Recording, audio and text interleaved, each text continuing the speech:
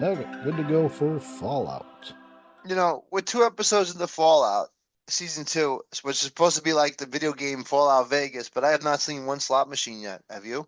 No, I don't think so. Not I don't think we yet. did. I don't think we've seen any casino shot yet. So many shows, so many shows.com, so many mashups. This is Mike, this is Pete, this is Fallout episodes one and two, season two on Amazon Prime Video. What's up, Michael? Hello, Pete. Good to see you again, and looking forward to discussing these two episodes. And hello to our listeners or viewers. Glad So you've this is not enjoyed. this is not a review. Mashups are not like a review podcast. We just basically go over like the key points, things that we saw, things that caught our mind, things that made us go yuck or yummy or haha Mm-hmm. or damn or this is going to be important. Or okie There's dokie. just there was just too much to cover. I mean, we would have to break it down one episode at a time, and who got time for all that? This is a mashup. So the one thing that stuck at the first episode that stuck in my mind, and I guess it goes into the yucky category, but I wanted to know what your opinion was about the flea soup. I had that in my notes as well.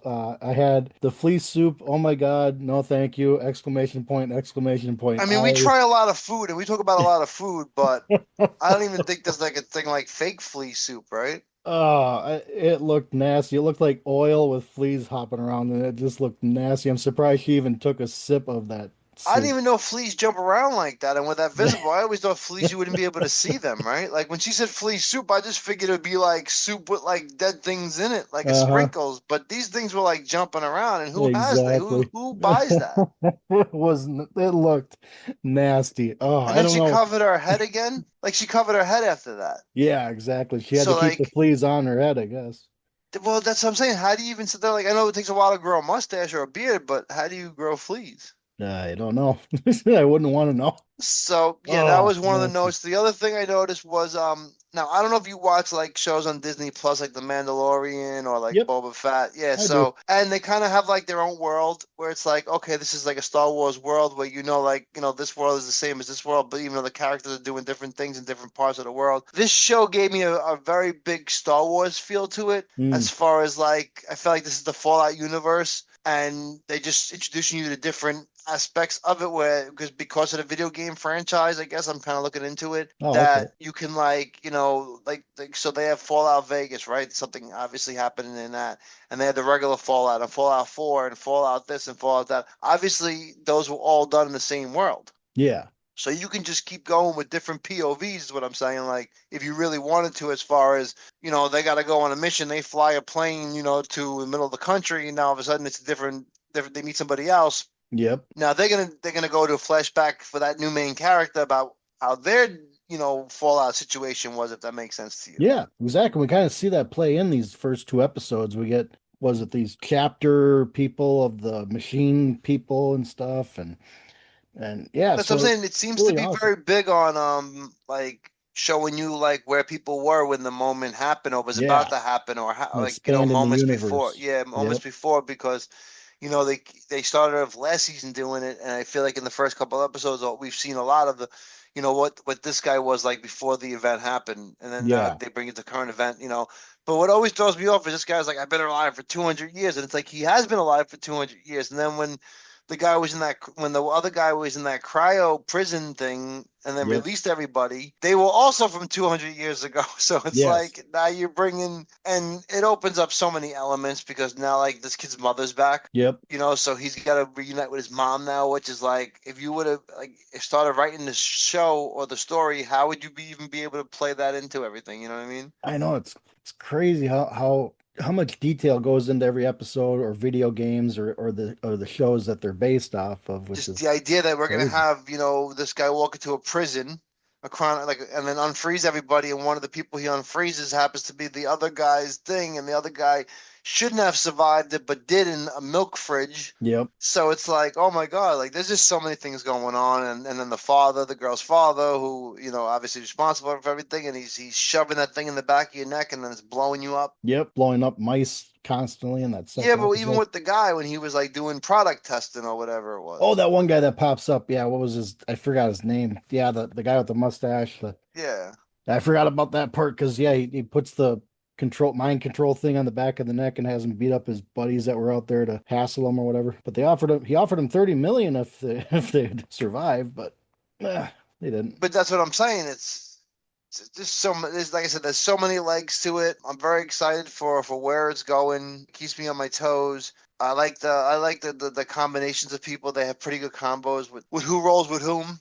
Yeah, Like the girls with that mutant guy. the Ghoul, and then Yeah, you the got ghoul, and then yeah, Maximus is I'm with not good with their the names because there's just so yeah. much going on. But I know yeah, they there's have so many like characters, and it's like I only watched the first season one time through. I was hoping to rewatch it before the second season started coming out, but we've been busy with our other mashups and all this TV that's on and yes, available now. It's like it's just crazy how much TV is how many shows you can watch in 1 week or in a month time period. not even that. Like there's a 2 hour Stranger Things finale coming up that I'm about to put Exactly. on after Tonight as the time we were recording this. Yeah. Yeah, we're excited for it. So, but yeah, there's just I haven't gone back and rewatched it either. And like, oh, Maximus is the new boss of this group, and this is this group, and this is that group. I'm just like, Yes. okay.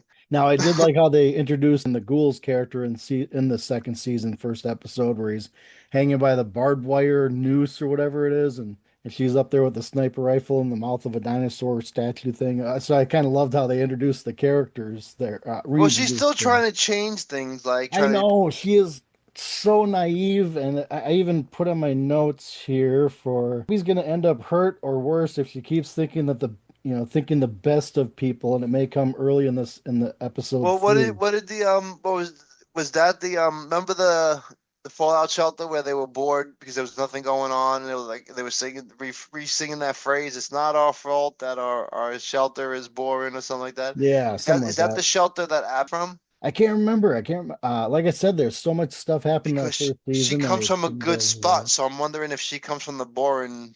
Yeah, Vault 33 she came from. Yeah, I wonder if So she yeah, comes from the boring one, and that's why she like doesn't understand what's going on here in the yeah, world. a little bit naive, and like I said, or like you were saying, how evil Hank's character is, her father Hank. It's like he knew about the bomb being detonated at Sandy. What was it? Sandy Oaks? What Yeah, was the he was name? talking to them when he was doing it. I Yeah. know. It's just have on my notes. Hank is a real piece of crap, blowing up shady sand township, knowing about the bomb going to be set off. Not only that, but the ghoul's wife, basically, stating, "Hey, let's just drop the bombs ourselves, and then or else these vaults aren't going to make money." And then on top of that, I had a question for you. Do you think the ghoul comes across his wife and daughter before the end of this season or not? I'm sure that they'll be alive somewhere doing something.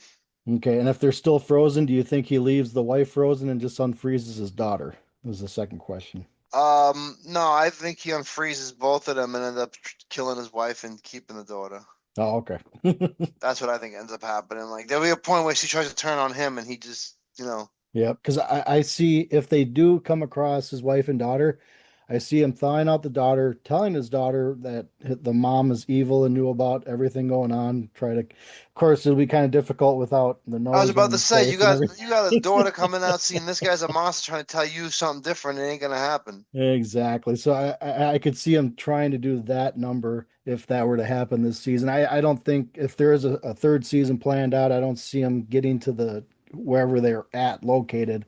I don't see him coming across those his wife and daughter until another season if it is Well, so much possible. has happened already, like I said, and I there's know a so lot of much to stuff happened. uncover. Yeah, we'll probably miss a couple things, but we'll catch up on it on episodes 3 and 4. It was, like I said, a good. I like it. Good flow. Yep. Interesting feel. Like I said, Star Wars kind of world feel where, like, I feel like there's gonna be monsters out of nowhere that start to come out now. Next, it's gonna be like, oh, this nuclear monster thing. Like, you know what I'm saying? They can do anything. They have an open world. Exactly. And I never thought of correlating it to a Star Wars. But looking at the, the ships they were flying in and stuff, I see that now. I like how you have that Star Wars feel to it. Not only that, but the monster they came across, that monster scorpion thing in the second episode. Yeah, it's like the nuclear fallout. Hell, it could be a Godzilla, wandering around the That world that's somewhere. that's that's what I'm saying. You got all these weird people that survive that are mutants and everything else. Hmm. It's similar to like what is it? The first Star Wars when I guess like the first scene of Star Wars is like they're in that little encampment and like young Lucas is walking in the Hmm. dirt and it's just like like I said like a bunch of tents around and like bad stuff has happened already and the Jedi Republic's already in power and blah blah blah. Exactly. So I feel like we're very similar in Fallout where, this is what's going on in this world. And like I said, it gives you the option where you said to do whatever you want Yeah, because you don't know that you don't. They make up the world. So, like I said, yeah. it's a good show. I really enjoyed the first two episodes. I'm excited for the show. I'm excited for the future of the show. I'm excited to keep doing mashups on this show. Did you have anything else that you wanted to discuss before we say goodbye? Two more quick notes. I like how the Maximus kind of had the second episode was a lead episode for him. You got the backstory on what happened before the bombs went off. I don't like him. He's a What jerk. he's doing. I like the character. I know he's kind of jerkish, but I'm curious to see how they're going to develop his character this season. And then the second note I had, I love seeing Chris Browning. For those Bosch and Lincoln Lawyer fans, he played Preston Borders in Bosch. He played the Teddy Vogel and Lincoln Lawyer, the motorcycle Yeah. lead guy. Loved seeing his the actor popping up in the second episode. He's one of the chapters that come together because they're trying to form their own chapter to go up against a bigger chapter, I think, Oh something yeah, like that. he's one of our guys. Yes. Yeah. So we love Chris Browning. Love to see it. Love to see it. Love that he popped up in the second episode of Fallout. So yeah, looking forward to the season. Gonna be epic. And you said you had two. So what was the other one? Oh, those were the two that Maximus led, and then Chris Oh, Browning. okay, yeah. Screw Maximus. All right, yeah. Yes. So that's it. Flea Soup for all. We'll be Flea back for Soup Fall. episodes Yes. three and Ugh. four. Everybody enjoy Stranger Things. For so many shows, so many shows.com. This is so many mashups. Mike and Pete, Fallout season two, episode one and two. Catch everybody on the flip side. Later. Have a great week, everybody. Talk to you on the next one, and have a happy new year. Woo.